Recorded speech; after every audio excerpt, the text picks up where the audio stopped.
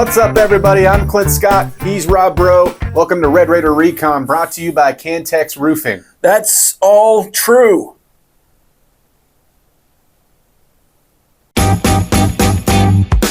The back half of the Red Raiders season starts with arguably the toughest three-game stretch on paper. Their seventh game of the season will be against last year's Big 12 champion. The Arizona State Sun Devils bring back 79% of their production, the highest mark in the Big 12. That includes quarterback Sam Leavitt and wide receiver Jordan Tyson. Leavitt enters 2025 as the preseason Big 12 Offensive Player of the Year. He and Tyson are 2 of 5 on the preseason All-Big 12 team. The biggest piece they'll have to replace is running back Cam Scadaboo. They'll look to do that with Army transfer Kanye Udo.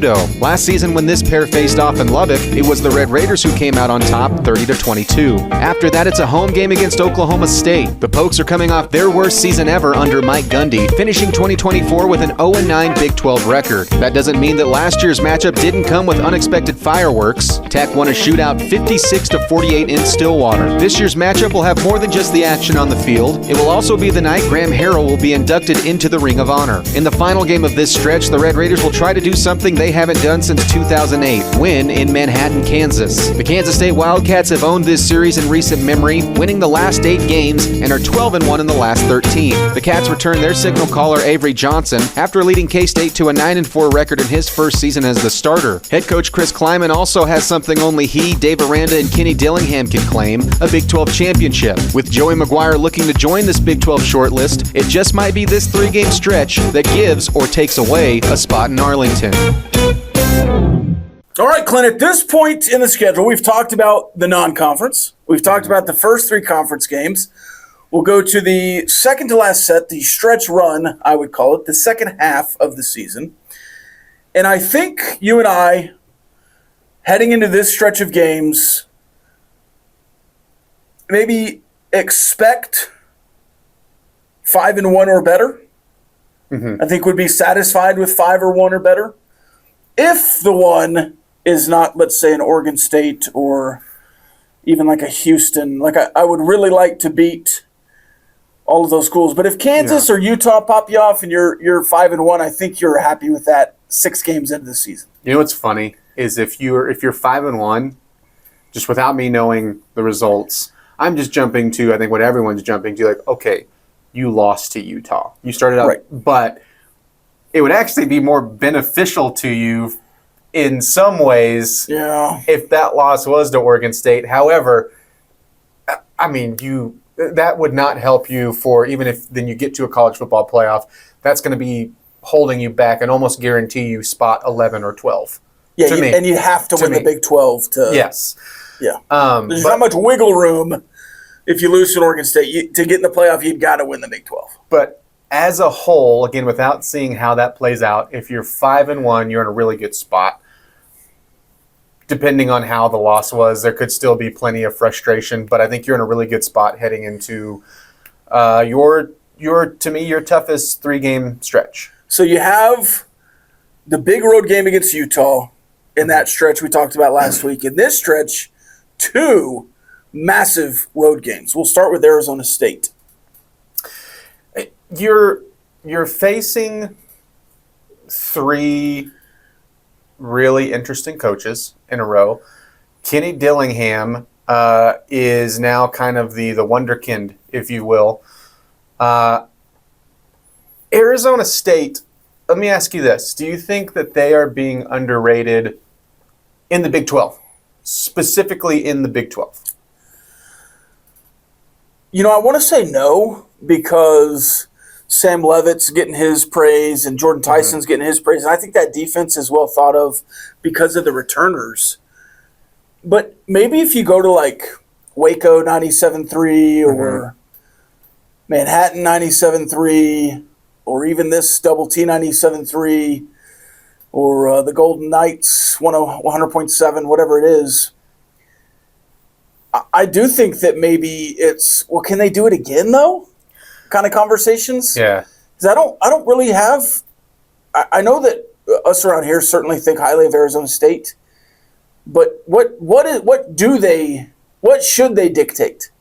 What should they be talked about like a perennial contender? Well, they were 3-9 the year before with Kenny Dillingham, with with Cam Scattaboo, no Sam Levitt.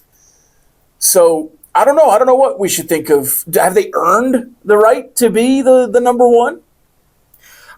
I think yes. Nationally, first up, no, they're not being underrated at all. I mean, AP coaches poll. They're number will tell 11. you that.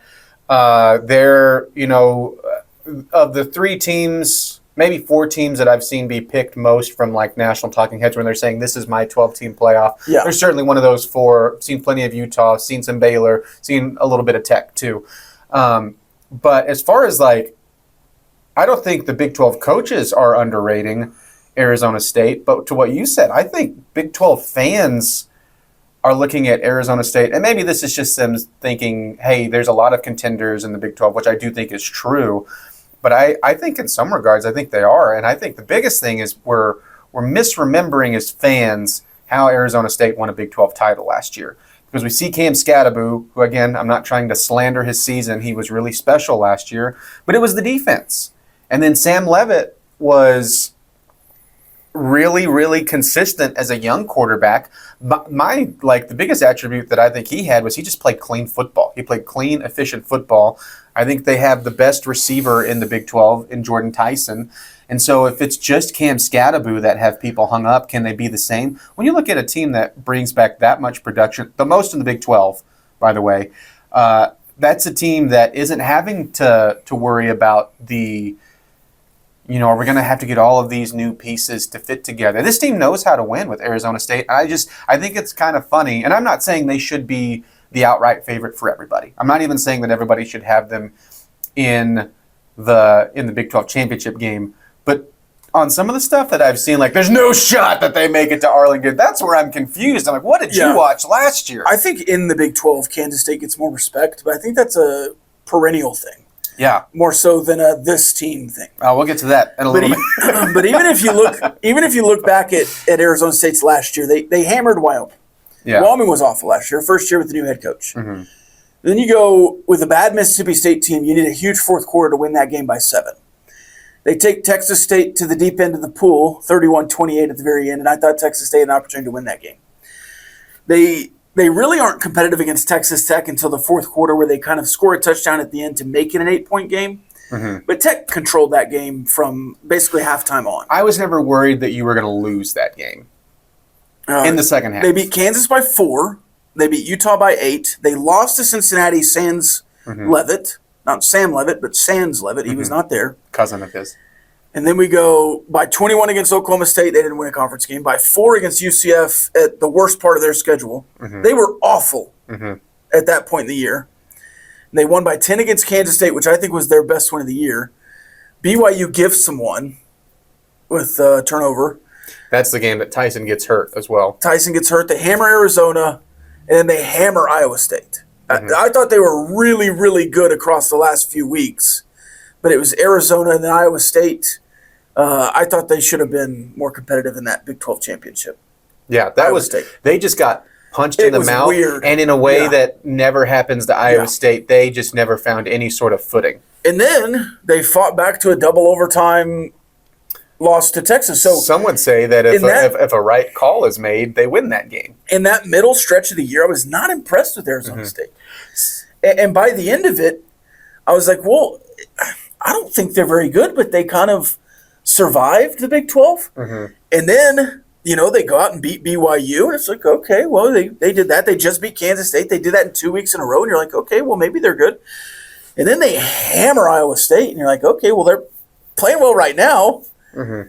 And then they lose Jordan Tyson for good. And you're looking at the Texas game, and they were right there with Texas the entire year. The entire game. I can't remember who said it. I would love to give them credit because I thought they made a really good point, because there was the conversation of, the Big 12 stigma held Arizona State back from having a better seed or, Arizona or State's credit first 8 or weeks. Yeah, and someone said that they didn't look like a college football playoff contender until week 7, week 8, and then when they take off, then they did look the part. And this is where I look at that team and go, okay, but that team's back. Like that team that went on that 4 or 5 game stretch and then looked like, well, they could win the Big 12 championship. And then, they didn't just win the Big 12 championship; they just crushed Iowa State, and then competed with a fantastic Texas team, and are a couple of plays away from, getting the. Not trying to wear the Big 12 hat or anything, but from getting the Big 12 a respect win. How big is that hat? It's the big over-the-top hat, sure. Whatever those are called. It kind of looks like Super Mario. It's a cowboy hat. It's cool. Yeah. I just think that Arizona State squad, specifically that played in the back half of the season, this is where I think continuation is a big thing for this team, because one would think that you're not going to have very much drop-off from where they left off at the end of the season last year. I've got a statement and a question. Okay. The statement is your haircut looks really good. It's nice. You look good. Thanks. The beard's all trimmed. Later I'm going to go Play-Doh style and see if I can shoot some more out. Probably not spinning. Probably not air. Well, you said it. Okay. I don't think it looks bad. You were worried about the cut in the hair and then it looking bad. I think it looks great. I just show more and more forehead every time I get a haircut. But I don't think it looks. I don't think your hairline looks bad. That's what I'm saying. I think you look good. Every time I look down. Like, I'll do this for the camera. There's a circle that's growing more and more. But that's for the. You didn't need to do that. I'm headed towards the horseshoe look, which is what my dad has. So, and he pulls it off. Yeah, but the front looks nice. It's crisp. Thanks. The question. Was Arizona State hot at the end or good? I think they were good because I go defense first with this Arizona State, and I think that's what made a huge difference. Okay. They returned 9 starters? 10. And I think you look at how they won games, and whenever they were crushing teams, it was like, okay, well, the offense found another gear because the defense was good the whole year. And I also, at the same time, I think the defense got better, too, throughout the year. I just think that they were the more consistent unit through all 14 games that they played. And so if that's kind of your starting block, and then you look at Sam Leavitt, who was a very young quarterback last year and still played really well. Okay, well, if he takes a step forward just from natural progression, and then which I think, to everything that Cam Scadaboo was, I think they can get close to replacing his production. I think Kanye Udo might be one of the best transfers in the Big 12 this year that no one's talking about, especially when you look at who specifically as a player that he is trying to replace. And I get what Kyson Brown is going to play a part in that too, who was 400 yards. Yeah. They have 1,500 yards returning. One from Army and one from Arizona State. Like I don't think offensively that it's crazy to think that if you have an even better Sam Leavitt, that they couldn't surpass some of the things that they did as a whole, as a whole group. So I don't understand, again, to those that might say, not only are we not picking them to be in the Big 12 championship game, we don't see how they're even in the conversation.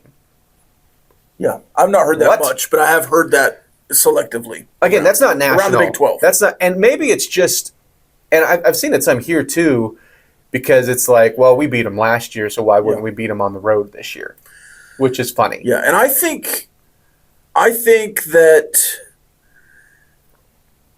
Dillingham is a little goofy, a little bit of a goober, and you mentioned that in the open. A little bit of a goober. I think that's some of it, but also it's just, I think Arizona State's an 8-win floor.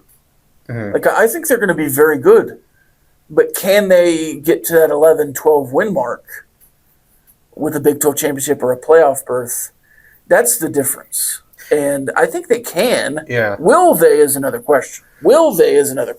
That's how you can end, a question for 4 or 5 teams in the Big 12, you included. Yeah, Texas Tech, Baylor, Kansas State. Yeah, I think they're all competitive. I think they're all capable. But will they, at the end of the year, be what they are destined to be? It's rare that happens. And I think something else, too, maybe it is one thing that you noted, it's the immediate success.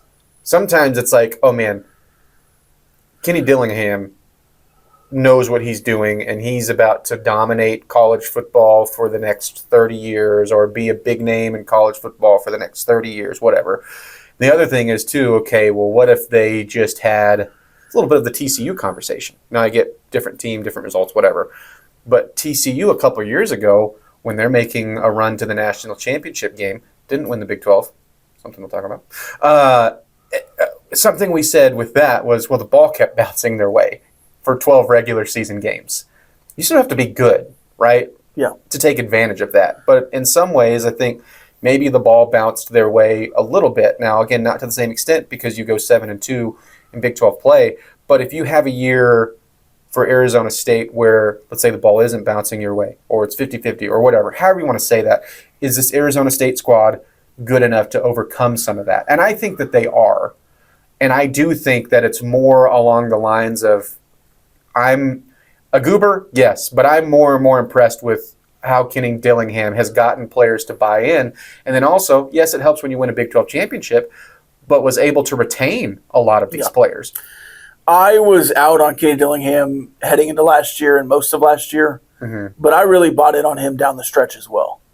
And I think he's just strange more than to start last year. Else. I thought he gave the persona of the young cop that's going into a high school to bust drugs or something like that. Like, hello, fellow high schoolers. When it was just so ridiculous for him to get up there mad at the preseason poll. Yeah. And then he proved it. And it's one thing to say stuff. It's another thing to go out and prove it. And I think that's what gained his respect. And so then I go back and look at that, and I was like, was that really anger at the media, or was that for his? Yeah. And sometimes it can be both. He's a little performative still because after their second practice, he was like, we practiced really good for a 3-9 team. Okay, like that kind of stuff. But if he truly has the pulse of his team and they're gonna fight back, I'm not sure how their practices have been since. But you know what I kind of like about him? Speaking of that, I feel like he has said what's on his mind. Yep. And I didn't think that was the case. I thought he would be like a coach speaking, but he's like calling out, it'd be nice as a Big 12 champion to have an indoor practice facility, stuff like that. Yeah. Even to like his own program, which I think is interesting. It's kind of refreshing. Kind of like it. So it always looks good if you're winning. Specifically, Texas Tech, Arizona State. I think Arizona State might have a little bit of an underrated home atmosphere. We don't talk about it. Not that it's underrated, it's just not talked about as one of the best. But I think it's certainly better than Arizona's. I was not impressed with Arizona's last year on TV. And that was early before Arizona knew that they were They were about to ranked. have a full meltdown. Yeah. And so I think it's going to be a tough place to go into play. I think last year you matched up really well against Arizona State. And with the improved defense at Texas Tech, I'm not real sure that you don't match up even better this year, though I think Arizona State will be a little different.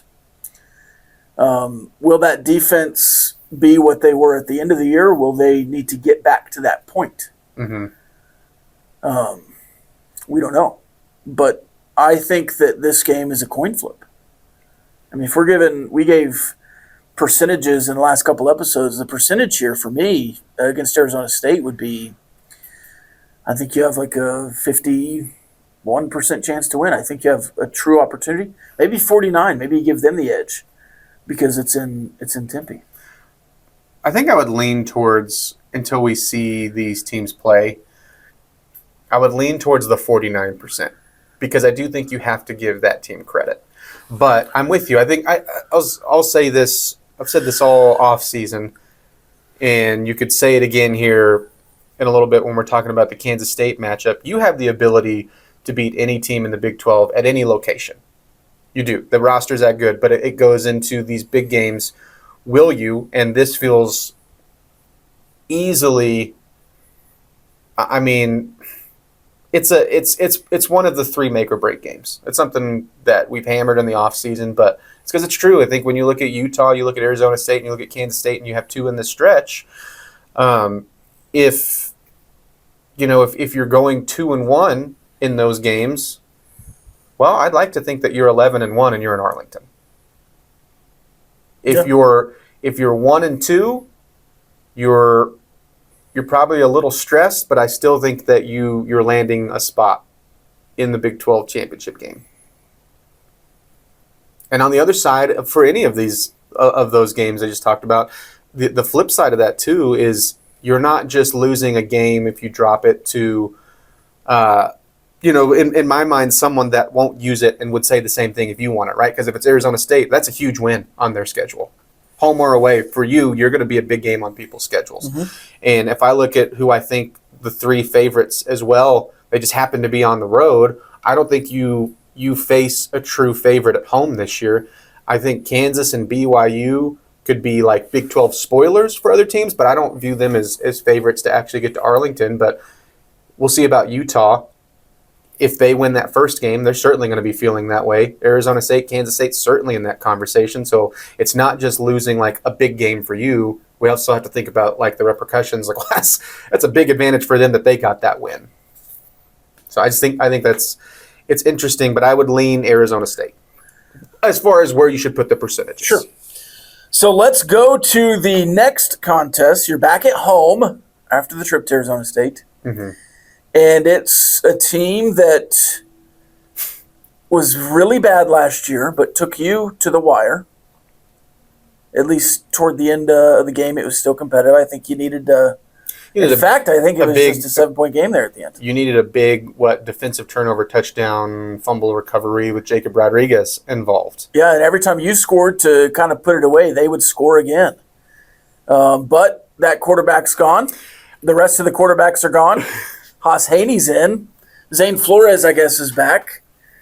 And there was a lot of turnover. And where you see 20 transfers coming into Texas Tech and it's Power 5, Power 5, Power 5, Power 5, this is like 63 new faces in total on this roster. Strange, and it's like, it reminds me of what school? You know what's funny is you remember 2 years ago when Deion Sanders first gets hired, and you're seeing these, and it's because he's doing it loud, right? Yeah, he's going in and he's like, I'm bringing in guys with luggage and it's Louis Vuitton, right, and stuff like that. And you see these huge numbers, and we're like, you can't do that. You can't treat players like that. That happened again this year, but it happened with a very bad Oklahoma State team. Colorado was bad too, but it's not loud. As loud, right? Yeah, Mike Gundy said, I'm bringing Samsonite. Yeah. it's granted, a lot of those players left on their own accord too, but still, I just think it's funny that no one is talking about how much turnover they're seeing for Oklahoma State. 9 transfers in. It's crazy. 38 3-stars according to 24/7. And that's probably a good thing for them because it's not just that 41 total. It's not that team was just bad last year, because they were bad. But like from some of their leadership, it seemed like you didn't have any sort of buy-in, which, by the way, when I think about that game that you played in Stillwater, makes me more and more frustrated. Because you mentioned it, Malachi Smith. That's the Malachi Smith game where he appeared in 2 other games earlier in the season. He goes off against you, right, and makes your secondary look like, and the pass rush, by the way, makes them look like the worst version of themselves last year. Which obviously we know that defense was not very good for you. And then the next game they start in the. And by the way, it's not like they were battling for bowl contention or anything against you. That was already in the books. It was all pride for Oklahoma State at that point. And then they end the season against Colorado, and that same Malachi Smith looks horrible. He's getting crushed out there. So I think about that game, and it's just like, that was more frustrating than I remember it being because it ended up as a win. And now that Malachi Smith, Ole Miss, a certain other quarterback who played 10 years of college football, including a stop here, finally out of college football. Not that I was like rooting for that or anything. I just think it's an interesting story. But for Oklahoma State, it's a complete overhaul, a complete retooling. And I don't think that's the worst thing by any means for the Pokes. Does that mean I think they're going to be really, really good this year all of a sudden? No, I do not. I might have overstated. They have 20 of 41 came from Power 5 transfers. And not a lot, but 4 or 5 from inside the Big 12. TCU with Haas Haney, and there was a couple of BYU kids. Mm-hmm. There was a Colorado kid that came over. Looking at the defense, Clint, now this is from our lads, so it might not be completely accurate. But the 22 in the 2 deep, 11 starters, 11 second stringers on defense. How many are transfers?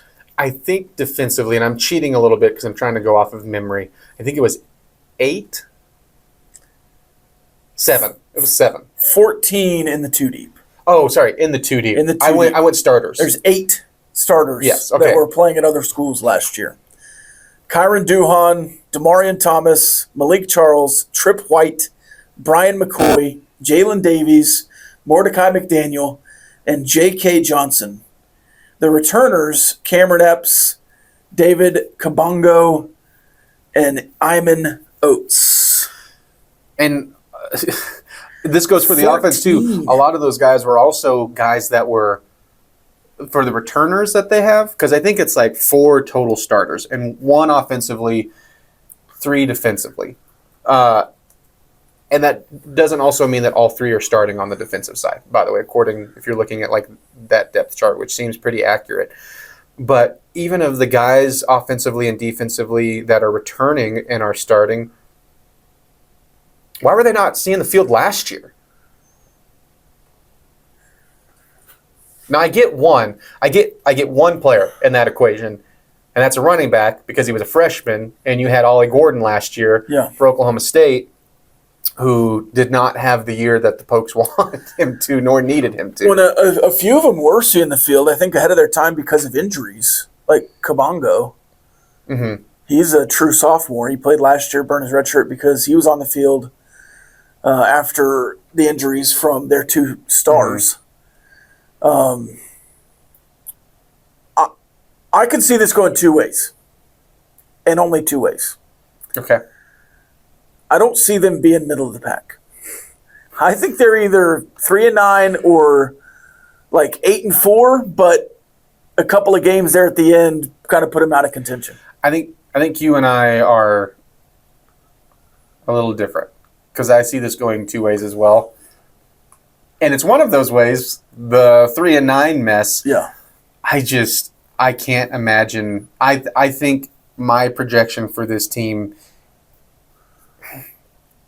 I guess I wouldn't be overly just floored if they got to 7 wins.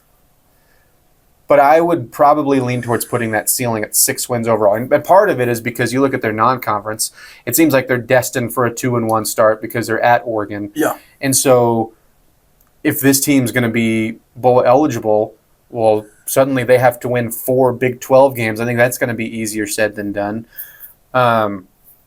Even with it's funny because they have, to me, clearly a bottom 5, maybe bottom 3 quarterback situation in the Big 12. It's not good. Bottom 3. And I was trying to be nice. Well, and Haas Haney, I really thought highly of coming out of Aledo to TCU, but maybe highly of hey, he'll be there in 2 or 3 years after Josh Hoover. And now it's like, is he the guy? Can he be the guy already? But start there. So for most teams, we're doing this with BYU, right? BYU went from a favorite to, maybe middle of the pack at best from a quarterback situation.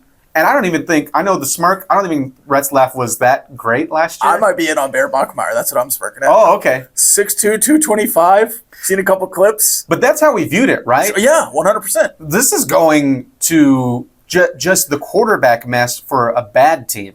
And then you add in, what's this defense going to look like? What are these edge rushers?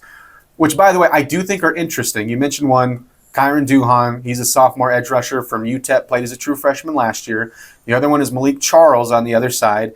His story, arrived at Western Michigan as a tight end, then went to Northern Arizona, changed to the defensive side. Last year as a redshirt sophomore, played at Western Georgia, all-conference first team.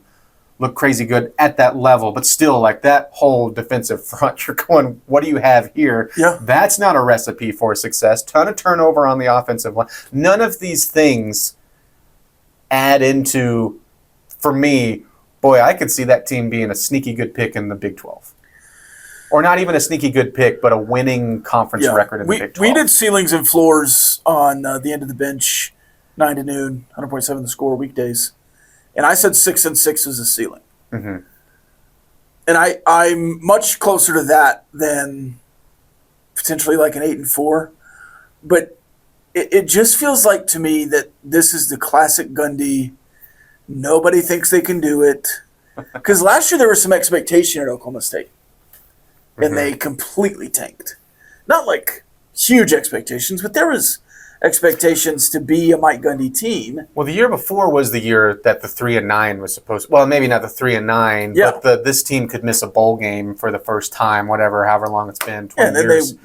And then they compete and win a lot of games, and not exactly the class of the Big 12, but they're top 5 Big 12 finisher, and so everything that we saw. I don't know. I would have Texas Tech. Again, if we're doing percentages, 60%, just because it's a Big 12 game. Can I be 75? I'm going to be very blatant with how I feel about this game. 95? What are you going to say? When we went through the numbers, and again, this is more to do about you. By the way, this is the Graham Harrell game, which I know makes a lot of people nervous when you have someone. I thought that was the BYU game. Is it the Graham Harrell game? This is Oklahoma State's the Graham Harrell game. Okay. Interesting. See, I know, like, people see that are like a legend in the house. Well, that's going to be a loss. That game's not going to go well. Yeah. Which is just kind of a funny stigma. I get it. Anyways, it feels strange, one, because it's Oklahoma State. And it's not the same as Kansas State, but just things have not always gone well when they should have against Oklahoma State. Or certainly if you're, 30 or younger. Yes, if you're going recency. Yeah. There's been just some very frustrating games against Oklahoma State. If you are going to be a Big 12 contender, even if it's a situation where, hey, you wound up as one of 3 or 4 teams that tied, and even if you were on the outside looking in, even if you were in that discussion, if you're going to be there and be a contender in the Big 12, you are going to have some blowouts. It's just like you go back and just look at last year. We have 4, 7, and 2 teams. Each of them, what made them different in the end? They took care of the teams by a lot that they needed to, and then also won the big games. So I said this when we talked about Houston. I think that this has the capability of being one of those games. I think if you drop this game in any way, there should be anger. Mm-hmm. I just don't think this Oklahoma State team is going to be very good. Now, I don't think you necessarily have to blow them out. I'm just saying I think that this could be one of those teams. Yeah, win is a win. And so for just win percentage, just to not go completely crazy on it, I'll put it at 88%. You think that's too confident? No, certainly not. I'm going to let you think what you think, but and I want to agree. I want to agree, but Big 12 games are what they are, and sure. I would take it as a certainly probably higher than 6. I'd go like 75%. If you lose that game, you're not going to be in the Big 12 championship game. If you lose to Oklahoma State, you're going to lose other games. Yes. Mm-hmm. Yeah. It's a thin, and so it's also more margin of my confidence in you than it is. Thank you. Yeah, you specifically. The Royal U, Texas Tech U. All right, so that's Oklahoma State. Let's go to the third game for today. And you go to Manhattan, Kansas, where you've not won since, I don't know. I think it was technically George Bush was the president. I think Obama had just won the election, but it had not been inaugurated. Now, you've beaten them since, but in Lubbock. They're 12-1 in the last 13. Yep.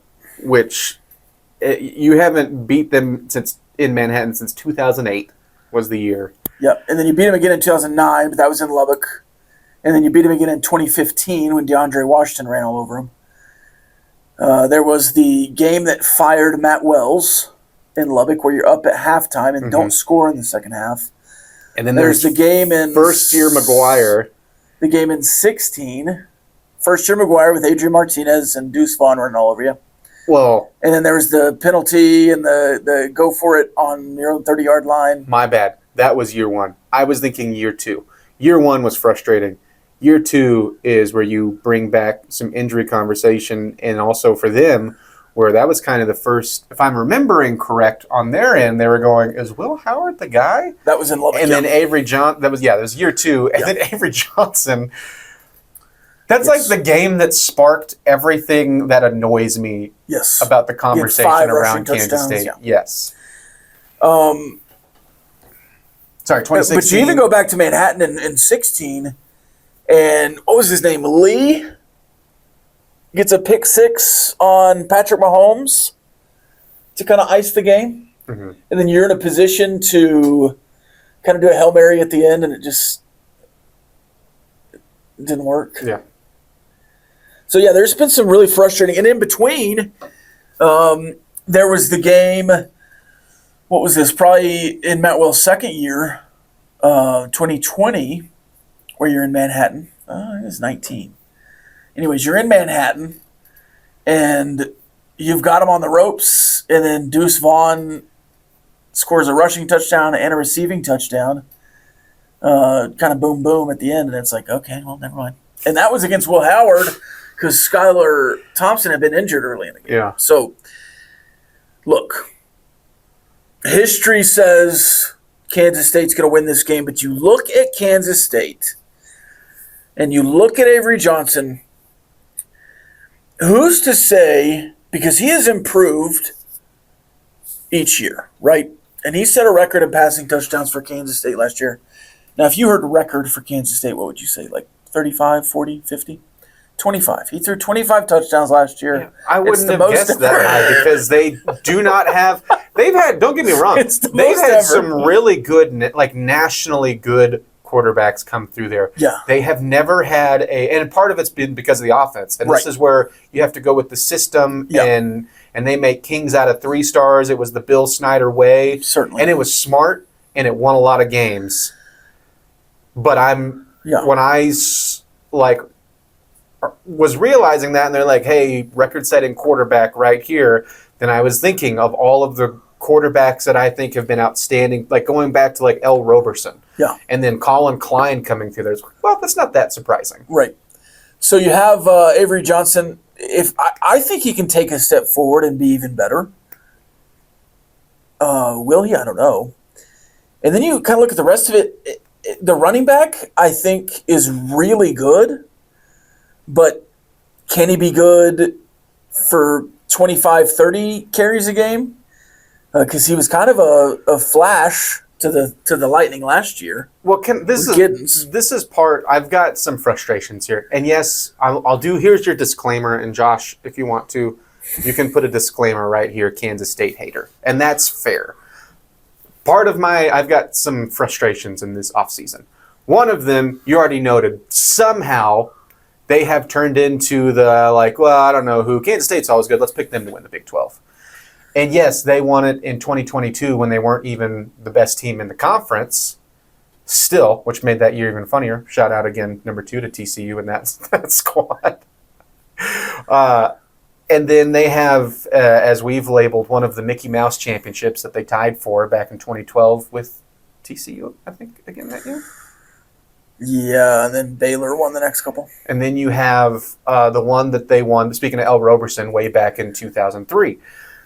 They hammered Oklahoma in that game. Which, honestly, even as a Kansas State hater, was really funny because of, like, the build-up. I still remember the montage, like, these Titans of Oklahoma. Yeah. Anyways.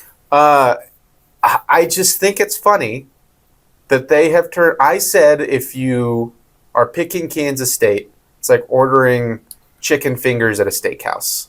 Because I don't think you're actually looking at the results or looking at the roster, because either way, Kansas State, I don't think, should be the pick. Now, are they a favorite in the conversation? Sure.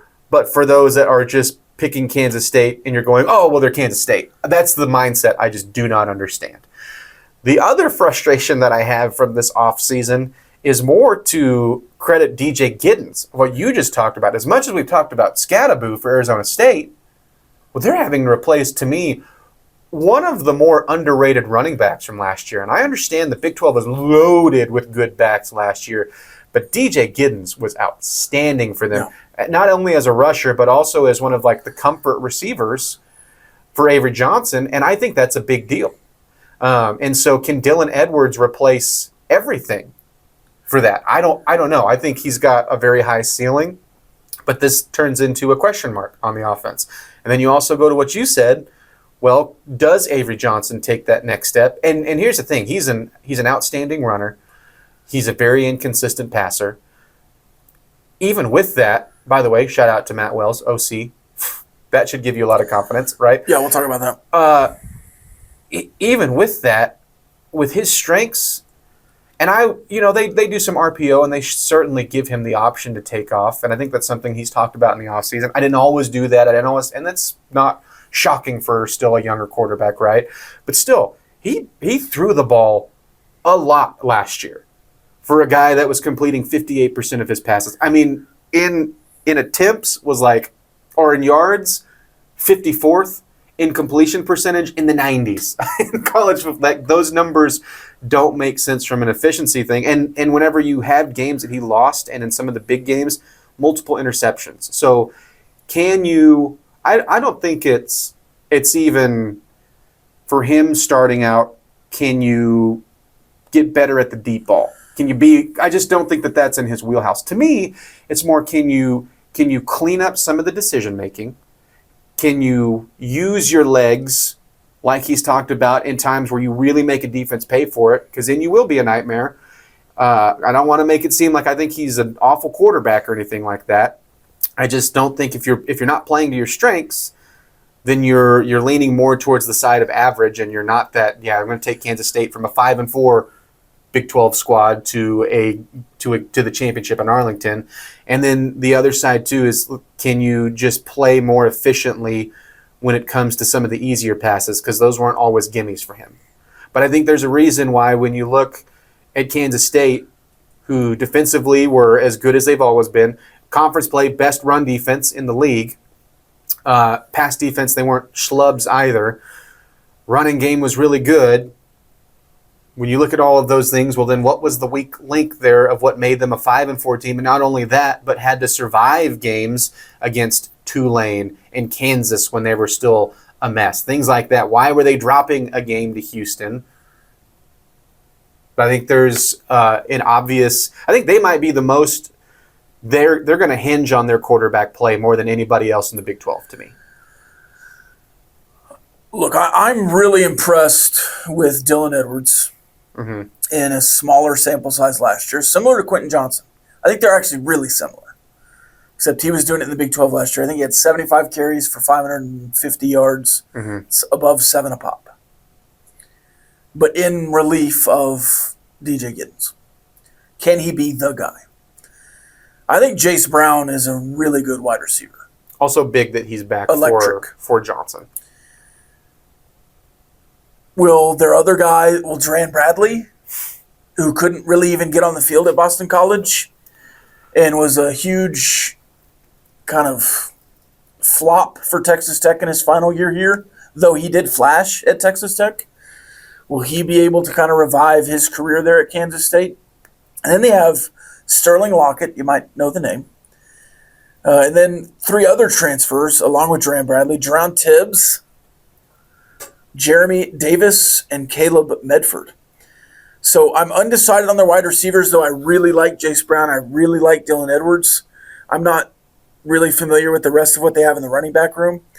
I think they probably have the best tight end room in the Big 12 just because they're Kansas State, and I trust what they do. But Garrett Oakley and Will Swanson, and then obviously Lincoln Cure, all guys that I think will see the field and be in the mix. And I think Cure, I don't know where he's at right now. I'd have to fact check this, but I know he was having some sort of injury conversation in the offseason. He's 5th on their depth chart. Garrett Oakley is your leader there. Yes. Yeah, and Will Swanson And I think both of them are Braden Lofton. I mean, you got a bunch of tight ends. They're very good, and that's something also. And they use them. Yes, and have in the past, and use them well. They have in the past, and then I think they have one of the best linebacker rooms in the Big 12, led by Austin Romaine. I would not disagree with that. I think Austin Romaine is a legit threat to the throne of Defensive Player of the Year as far as who like the first player I think of against Jacob Rodriguez. If you're going like the head-on-head battle, and I think Austin Romaine. Purnell, as you mentioned, the outside linebacker, really good too. So I don't have any issue with Kansas State being a favorite in the Big 12. There have been times, I'm going to try to be judicial here, political. There have been times. Do it like a lawyer. I say there have been moments. Ladies and gentlemen of the jury, my client, the Kansas State Wildcats.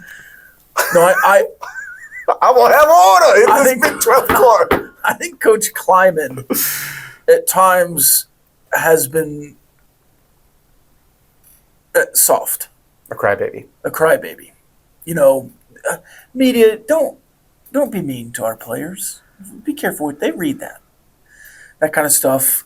And also just like how he's dealt with some situations. So I do think there are some question marks with his coaching staff. And you also have a new offensive coordinator this year. And look, you go back to what Matt Wells did with Utah State. And when you have a great quarterback, they were really good. Jordan Love. But you also have like 2 or 3 really bad seasons in there too, without great quarterback play. Is he going to come in and focus on running the ball? Is he going to come in and do what he needs to do? Because in my mind, his offensive system here at Texas Tech wanted to be Kansas State, but they didn't have the horses for it. Well, now he's gone somewhere they have the horses for it. So I actually think that Matt Wells is a fairly good fit at offensive coordinator for Kansas State. You know, he got here and recruited a bunch of tight ends, but you didn't really ever see him do well because David Yost was not really focused on the tight ends. But you also saw some really good stuff drawn up for Kuntz, if you remember Kuntz. Mm-hmm. And then obviously I think Matt Wells, I don't know, I think that could work for them. But do I see a Matt Wells-led offense go off for 31 a game in the Big 12? I don't. But that's not really ever been what Kansas State is. Certainly they can score 42 when they need to, but I don't know. I think Kansas State can be good, shocking, brave. No one else is saying that. I know. I'm going out there on a limb. But I don't speak your truth. Like when you talk about Baylor, right? Yeah. I think Baylor's ceiling can be 12-0. Like I think they are really good. Their floor could be 6-6. I think they have a really wide ceiling and floor. Utah, I think Utah could be 10-2.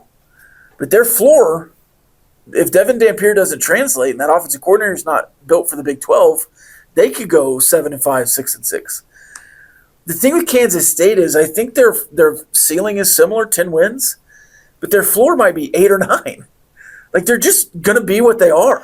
This is where I go into the chicken fingers conversation because they have been a solid program. Really good chicken fingers. Really good chicken fingers. High-end chicken fingers, if you will. Double-breaded. If they're at the steakhouse, sure, you would think that they're going to do everything well, right? Yeah. I just don't see things on this roster that go enough for me. This is what stands out about them. Have they forgotten the gravy? This is why, when I'm looking at, there's prime rib on the roster over here. There's a T-bone over here. It's like, oh, is that sea bass? Oh, I bet that's pretty good. Like all of these things. I think Kansas State, and this is a very long way to circle back to, I do think that this game in Manhattan is going to be really tough. I also think that for Kansas State, if you're just talking about them as a contender, I'm done saying, and I think everyone should be, this is my PSA, everyone should be done saying who has an easier or tougher Big 12 schedule. Yeah. Because at least until we see these programs be established a little bit more. But 2 years in a new Big 12, we've been dead wrong. Both years of they got that schedule. Of course you're giving it to them, by the way. I think it's easy. And then it's challenging or whatever. 16th seed was like 5 or 4th and then 1. So my wording was the 12th and the 16th. My wording for them is I think they have a tricky schedule. Because you start out Iowa State. It is going to be a conference game. There's been confusion on this. And part of it's because of who they have as a non-conference game, so I get why it is confusing. And where's that game? It's in Dublin, Ireland. The old Cyclones versus the McWildcats there, boy. Well, hey, Rio Johnson. Gonna have a hell of a day. Oh, look at Samathy McBechtel. Sorry. Start there, because that's going to be tricky for both, because you're starting off against two teams that I do think are in the contender talk, and either one that's walking out of there is going, I would be as a fan going, well, we're going to have to go 8-0 in the other Big 12 games we play. You can't, never mind. So start there. That's looking for the pot of gold in week 1. Yeah. Week 0. Yeah. Uh-huh. You leper can't lose that one. Mm-hmm. Okay. They're after me Big 12 record. So start there, right? Weird game number 1. I think they also have a tricky non-conference game at home against Army. And then the other non-conference game that's thrown people off is they're finishing out against Arizona, at Arizona, the contract that they started, much like Baylor-Utah, that started out before all of realignment they also happened. played them last year. Yes, and so it's just easier for them to play that out. Still tricky. But then you also look at the other conference games they have outside of Iowa State. Big 12 games at Baylor, at Kansas, and then late at Utah. They have a bazillion win streak against Kansas. I still think all 3 of those are tricky. Then you look at home games against TCU, Colorado, and is this team good enough in those games to only drop a couple of them when you add all of them together with Iowa State? I don't know. And I think that's something where, I could totally see them being 8-4, 9-3, and I would pick between those 2 records for Kansas State. And I don't think it's enough. Yeah. Certainly not 8-4, but I don't think you're going to see a 3-loss team get into the Big 12 championship game. Of the contenders, Texas Tech, Kansas State, and probably TCU have those 3 big road tests. Mm-hmm. Because TCU goes to Arizona State, Kansas State, and BYU, which I think BYU might not be as good on the field, but that atmosphere is such that they can affect the game. And then obviously Texas Tech, Arizona State, Utah, and Kansas State, and then Kansas State, the ones you just mentioned. So percentage? I'm going to treat this like Arizona State, because again, I'm not trying to say that this won't be a tough game. I think it will be. I'll go right at 49% again, because I think part of what this team that you're trying to do is you're trying to break a lot of tendencies, and you're trying to say, we don't care about history, right? Because the history, you haven't even won a Big 12 championship game. So if you're going to do that, I don't think you go in Manhattan and it's not a game. Am I going to be surprised if you lose this one? Absolutely not. It might be a better question. What do you think percentage-wise between Utah, Arizona State, and Kansas State, between those 3 games, of going 2-1? Oh, 2-1? 30%. Doable, though. Mm-hmm. 1-2. 57%. You'll win one of them. 70%. You'll win one of them. It's funny how big of a gap that is. And I don't disagree. Well, and I think you can win 2 of them. 30% is a low percentage, but you can win all 3 of them. Right. Yeah. Kansas State, I'd be right there with Arizona State too. I actually feel better about the Kansas State game than I do against Arizona State. I think you're just another game going into Manhattan, and maybe they overlook you because they beat you so much. But Sam Leavitt is specifically trying to win the Texas Tech game because that's the only game he lost last year in the Big 12. Mm-hmm. because he wasn't playing it against Cincinnati. Can we go back to the coaches for just a Sure. second? Do you have any more thoughts on Kansas State? Sorry. So, what I think something else that's just intriguing about this stretch, and it has nothing to do with on the field, if I said, give me 3 Big 12 coaches with championship pedigree when it comes to having skins on the wall, and say pick 3 representatives, I would go Kenny Dillingham. Recency bias, but also was really impressive last year. I would force myself to say Chris Kleiman. Yeah. And then I would go Kyle Whittingham because he's got a couple power level championships. I would start with Kleiman. Not in that order. Yeah, okay.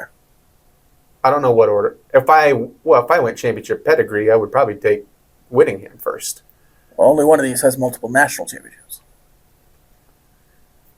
Don't roll your eyes at that. I'm going power level. Well, Whittingham was at the Mountain West when he's winning those. I guess he won a couple Pac-12s too. Yeah.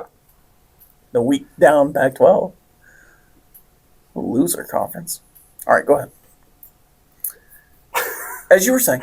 I would take those 3. I think it's funny because the other one you're leaving off there who's won a Big 12 championship game is Aranda. Yeah. And the other one you're leaving off that's won a Big 12 championship is also in this stretch with Mike Gundy. Yeah. The history, speaking of that you're trying to break, one of those is you're trying for Joey McGuire to join a very, very thin list there in the Big 12. Yeah.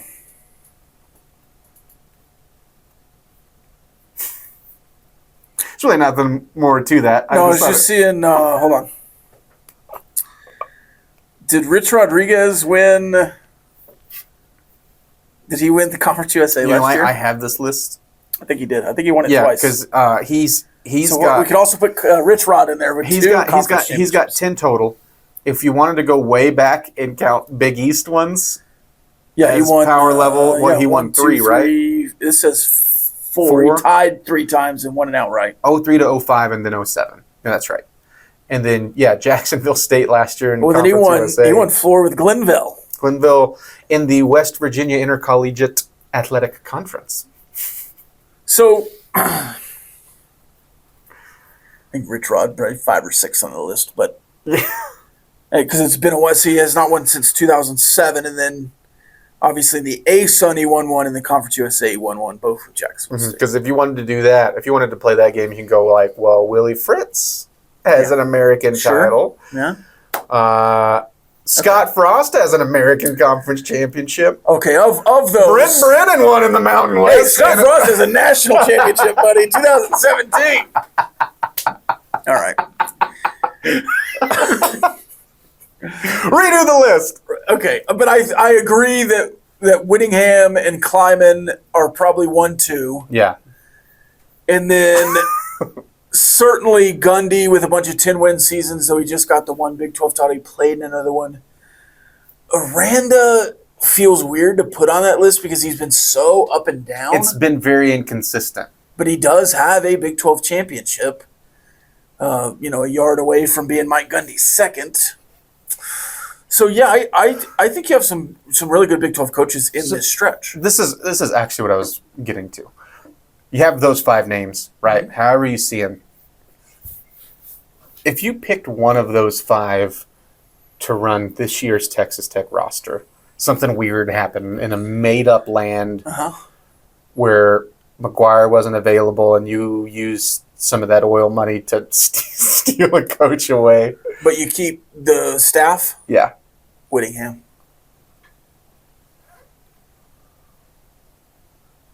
I think it would. I'm going back and forth between Whittingham and Dillingham. Dillingham feels like a roll of the dice. Ugh. I think he'd get the juice out of the roster, but I would go Whittingham. I would go Whittingham too. Well, how would you power rank those 5 for that conversation? I would have Dillingham at 4. Really? Aranda at 5. I'd go Gundy 5. Wait, who? Oh, no. Well, Okay. Gundy. Okay. Hold on. Dillingham, Kleiman, Whittingham, Current juice, Gundy, future. and Aranda are the 5. If you're telling me it's not just 1 year. Like you're switching. It's Freaky Friday, Sure. and it's 5 years or whatever. And then the potion's coming back. Freakier Friday. Pop culture. I went to a movie this week. Did you go to Freakier Friday? No, but I went to a Superman? matinee, and that would Freakier Friday was on. I went and saw Superman. Freakier Friday was on. Superman started at 10:40. That one started at like 10 a.m. Understood. Yeah. Step in there for a minute. The door was wide open. You could very much tell that no one was there. Yeah. And so I looked into 2 theaters. I looked into that one, and it was like Bad Guys 2. Again, also playing at 10 a.m. Yeah. So I understood. But I just thought it was funny. I was like, doing really well over here. Okay. If it's like a 5-year future and you're having to really get into it, I think Dillingham is maybe a guy you go for. But I'd love to see Aranda with this defense too. I was just going 1 year. Yeah, 1 year I'm getting Dillingham. Yeah, I am too. But Dillingham 4th on that list. Yeah, Klima to be in front of him. Gundy 1 year? I don't know. No. I think that he is I don't trust Dillingham yet. I think putting Gundy under this, it could be really good. It could also be a powder keg. All right. Let's get into this. This has been something we kind of talked about and has been asked a lot. I mean, is this the 3-game stretch you think that is a make or break for the season?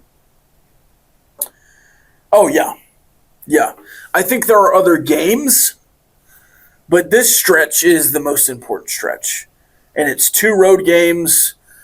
Certainly the first 3 in Big 12 play is very important just to get off on the right foot and you start on the road. Mm-hmm. But, yeah, I think the history of Oklahoma State makes that an important game even if they do stink again. And they were bad last year, but there's still the rivalry there. They're going to get up for this one. And so I think to book in 2 really tough road games around that game, that makes it the toughest stretch. Yeah. I mean, if you kind of wanted to say, you kind of try to put BYU into the stretch and kind of go. But as far as our episodes, this 3-game stretch is the toughest. Yeah, it's interesting because this is breaking it up obviously into here's 3 games, here's 3 games, here's 3 games. If you just went another 3-game window, I think it's still this one. Boy, I'm not sure if. Well, it's this one for sure. But like, what's the second one? If you mixed it around and maybe involved some of the ones that are picked, maybe the first 3 Big 12 games, just because I think it adds a little trickiness with Houston on the road. Yeah. And then I don't know what you're going to get out of Kansas. Yeah. But even then, I think that this is easily, like, even if you weren't just going with this happens to be games 7, 8, 9. If I was ranking which 3-game window I would leave with 3 wins, if I had to set it up like that, it would be the final stretch with BYU at home, UCF at home, and then West Virginia on the road. I think that's the I shy away from saying easiest stretch, but that's the most confident stretch I would have. It's a good percentage stretch, yeah, if you will. We've done this for some of the Big 12 teams already that you played when we did this last week, and we'll do it again next week. But it's going to run through some of the top talent, if you will, for each team. And we've talked about it, some of it gone through, but you stop me if you want to add any names. So Arizona State, I've already talked about Levitt and Tyson. I've talked about Udo at the running back spot. You can also add in like safety Xavier Alford in there, one of the best secondary pieces in the conference. I'd also go interior defensive lineman CJ Fight, stud. There's a couple of preseason also all Big 12 guys. Anyone else No. you want to add there? Oklahoma State, I'll just add Josh Ford because he is the lone returning like under 100 yards, but he was also, I think, a true freshman last year. So just tight end spot, something to keep an eye on. Also, I will take Rodney Fields at the running back spot. I think they feel pretty good about him. He's certainly you're going to get a lot of looks for him. Yeah. Rodney Fields Jr. Shout out to Rodney Fields Sr. And then defensively, you mentioned one, Iman Oates. There's a returning guy, another interior defensive lineman. I actually think he's a good player. I think he's the best on that front, but you also have the up and down of some of the transfers like Kyron Duhan that we mentioned. And then a name that we didn't mention with Oklahoma State, just because there's so many you could pick from here. But Terrell Davis would be my pick. There is a Division II All-American, led all receivers with over 1,600 yards. Very much a question mark, but if that lands at this level, something that would be a very welcome addition to that offense. Not to be confused with Terrell Davis. Correct. Yeah. I did that like 3 times. When I was like looking up stuff about him, I was like, I understood why I don't want to know about the running back. Why do you call him senior? Like if it's John Smith Jr., isn't his dad just John Smith? And then it changes by default, right, if there's a third. Well, then the third is Trey Smith. Right. But if Rodney Fields Jr. has a son and names him Rodney Fields, doesn't by default, then instead of going senior, junior, the third, you go the first, the second, the third. No, you go into royalty. No, you go senior, junior, Trey. It should be first, second, and the third then. We had retrospectively change. Well, it's just his nickname is Trey. We had a family of Buchanans in high school. I know them. King. Yeah. Landis. So we had King, but they called him Trey. Anyways, let's go to Kansas State. Some of Dylan Edwards, Jace Brown. Wild that you knew his middle name. I forgot he went to LSU. He was my RA. Small world. He was one of the first people I ever met at LSU. Kansas State, you do have running back Dylan Edwards, who they'll lean on a lot. And you mentioned Jace Brown. I think, again, to use the word underrated, maybe one of the more underrated players in the Big 12. And will make a big difference for Avery Johnson. Defensively, Austin Romaine, already talked about him. Also Desmond Purnell, the outside linebacker. Another also great all-name team, but Cody Stufflebean is a very good defensive end. Yes. Yeah. Did you add Duran Bradley there? No. No. No. Yeah, I think you add in the tight end room. I think they can be dynamic. But Jace Brown and Dylan Edwards, obviously the two. Yeah. Big play threats there for that Kansas State offense. I'll say this for now: Boston College transfer Jerron Bradley. He has a big opportunity to make not just me, but a lot of people around here eat their words. Does he take that opportunity? So, fan question of the week. Is Kansas State, Arizona State, or Utah the toughest game on the schedule? By the way, you can give us your fan question of the week. Our personal Twitters, Double T973's Twitter. Comment below on the YouTube link. Thanks for watching. Like and subscribe. Hammer that like button. You can give us your fan question of the week. But Clint, the toughest game on the schedule is the next one. So right now, Arkansas Pine Bluff is the toughest game on the schedule. Nobody respects Arkansas Pine Bluff more than I do. But if you're forcing me to answer this question, it's the fan question of the week. I think historically, I'm just going to lean Kansas State here. I'm going to go with what my gut tells me. Utah. Arizona State. They would be my third. You're not a Devin Dampier head like me. No, I am not.